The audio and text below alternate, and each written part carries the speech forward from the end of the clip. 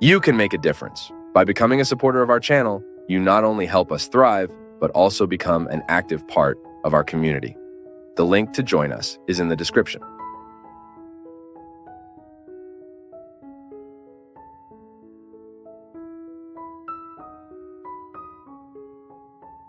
The choices we make, the way we choose to educate our children, the choice we make in how we govern our home, all of this is determinant for our future satisfaction or dissatisfaction. We used to say, folks on Twitter, to whom I want to send a big hug, retweeted this phrase a lot. God always forgives, man sometimes, nature never. And that's how it is. Life, what we have chosen, will one day demand from us. When we need to shed those deep tears, the only way is to try to figure out what we can fix today. The big problem is that we often find out there's not much left to do. There's one thing in raising children, my people, that's called character. That's determinate. What is character? It's everything that's been imprinted, everything that's been left in the mind, in the heart, and that identifies us as a person. When we say, wow, this person has character, that means they don't need to be watched over. They have a good foundation. When a storm comes and starts tearing off everything, only what has a good foundation remains on the ground. Life is the same. Sometimes storms blow over us and we feel our structures slipping. The greater, the more rooted a person's character is in good values, in well-built realities, the greater their ability to resist and stay standing will be. What's the big problem of today's world? The fragility of people. It's astounding, folks. It's terrible how we identify this all the time. Life is as hard today as it was 50 years ago. What changes are often the opportunities. We have a lot of possibilities today, so of course we'll suffer a bit more. The greater the number of possibilities a person has, the greater the number of choices they'll have to make. So today's human beings need to be very prepared to survive. But difficulties have existed since the beginning of time.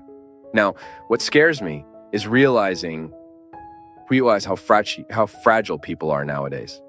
They give up too easily. It's astonishing how today we're not willing to live the sacrifices life demands. And I think that's the root of the big problem. Raising a child, bringing a child into the world, a person brings the child into the world, but they want to keep living the way they did before they had children. That's very irresponsible. One day I was watching that TV lady, Astrid Fontanelli, who's a TV presenter. On the same program where I met Fleur de Lis, she adopted a boy. And the TV presenter was asking, "So, Astrid, how's your life now?" After the child came. She said, "Totally changed." Just with that sentence, you already know Astrid is on the right path. A child who doesn't totally change a mother and father's life isn't being well managed. Then the presenter asked, "But how?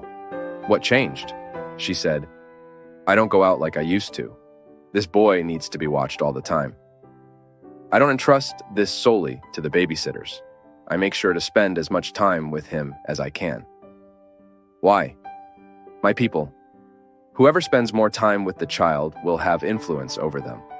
Whoever spends more time with that child. So, you see, even if you trust the babysitter's physical care, you know the babysitter won't let them suffocate. You know the babysitter will feed them at the right time, bathe them at the right time, put them to sleep at the right time. But what about character? Who's going to instill that in the child? The babysitter or you?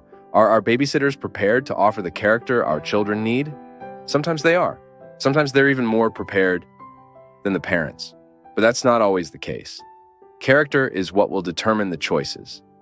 What will help this boy and this girl make life choices.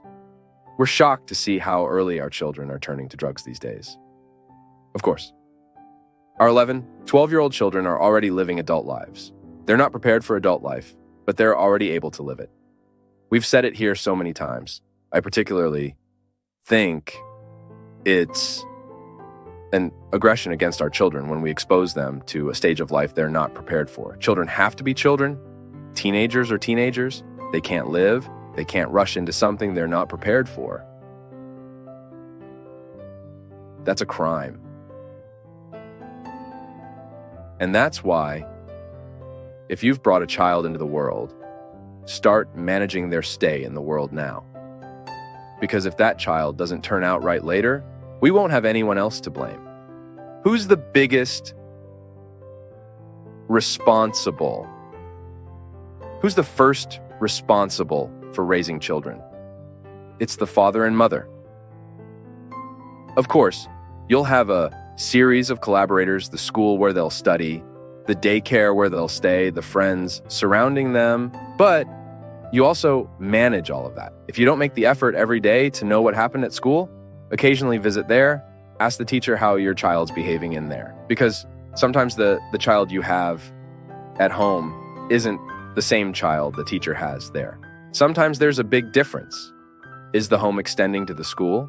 Is the school extending to the home? Not always. Sometimes we have differences.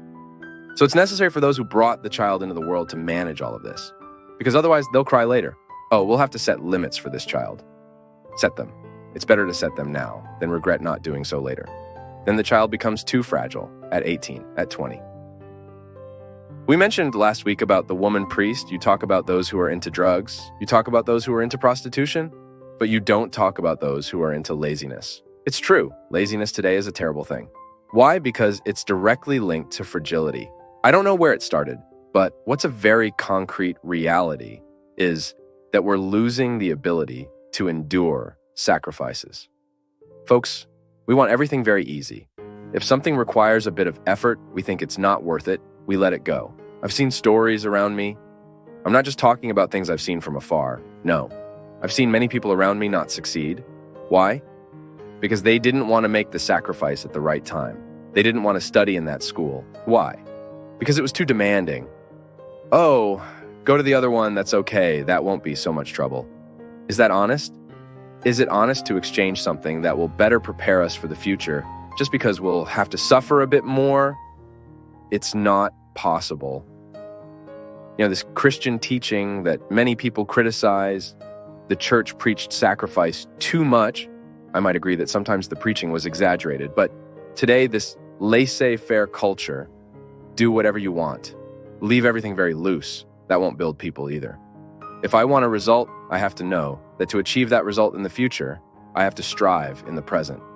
It won't work, folks. It won't work if you let things grow however they want, if you don't impose limits, if you don't say no at the right time, if you don't say yes at the right time, if you don't have that sacrifice every day, do the homework. It's not just the child who has to do homework. Parents have to do homework too. And what's homework? How was your day today? Where did you go? How was that story? It's not about investigating, no. It's about becoming friends, about trying to establish that dialogue, which is hard work. It's really annoying. Sometimes you come home tired, needing rest, and you come home wanting to be free from everyone, and then you end up giving up all of that. Okay, one day you're too tired, but you can't give up on that every day. How many times do you see little kids? I talk about this in the book, The Kidnapping of Subjectivity, which I recommend to all parents because it talks about this. There are concrete examples of a mother who can't handle her 5-year-old. The 5-year-old commands her. He has total authority over her. Why? Because she's afraid to contradict the child.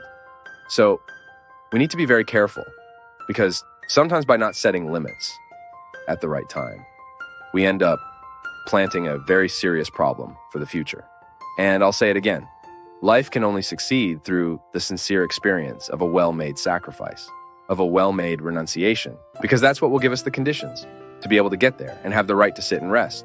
There's no way to rest from the mission of being a parent. It's day by day, it's a struggle. Nobody told you to get married. Nobody told you to have children. Nobody forced you into this. It's a choice. So if you made that choice, you need to take that responsibility every day. And it won't weigh heavy on you as long as you love. Love is what solves all of this. That's interesting too. You notice that when you truly love someone, you're capable of making sacrifices. And you start discovering the path that love indicates to say no at the right time and to say yes at the right time. That's how it has to be. There's no other way. Now, is it a struggle? Is it sacrifice? It is. But nobody said it would be very easy either.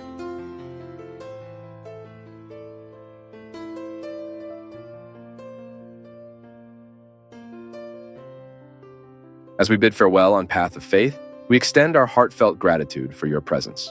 Keep the conversation going by commenting below, liking, sharing, and subscribing to our channel for more soul-nourishing messages.